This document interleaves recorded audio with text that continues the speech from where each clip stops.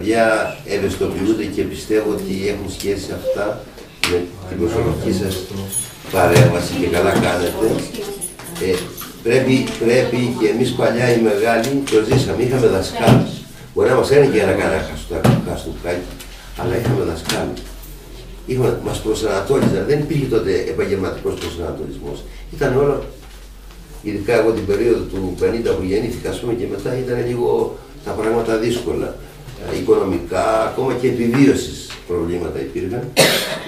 Αλλά οι δάσκαλοι μας μπορεί να μην βγαίνανε πολύ τότε φοιτητές, σπουδαγμένοι και τέτοια, αλλά ο προσανατολισμός στο σχολείο, θυμάμαι, μας έδιναν κάποιες κατευθύνσεις ίδιο. Έλεγε, εσύ ρε παιδί μου, αφού πας καλά στα μαθηματικά, είσαι μαθηματικός. Βέβαια ήταν άλλα τα χρόνια τότε.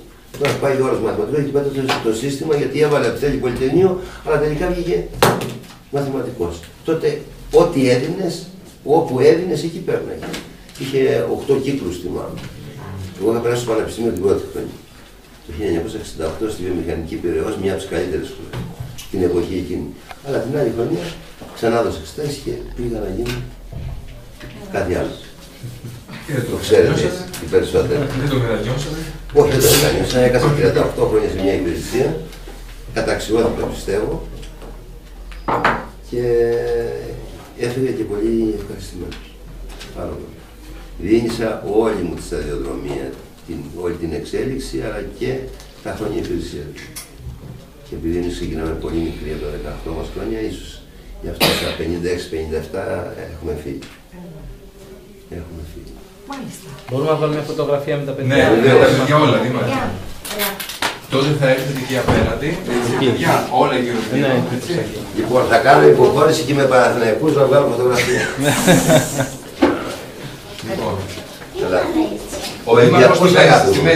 Το 80% της Ελλάδος είναι Ολυμπιακή. Και εσείς. Και εσείς, πώς, τι. Έλατε και εσείς. Πηγαίνετε και εσείς θα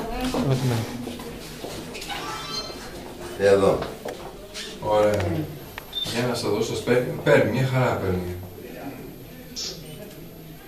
Θέλει έχεις φλάς. Εγώ. Αυτό φιλμ έχεις μέσα. Λέτε. Λοιπόν, οκ, από μένα. Εντάξει και εσύ. Ωραία. Λοιπόν, Ευγενία, βάλε στα παιδιά, δώσε καταρχήν το σοκοφρετούλα, να βάλεις και ανασωπητικό, θα πάρω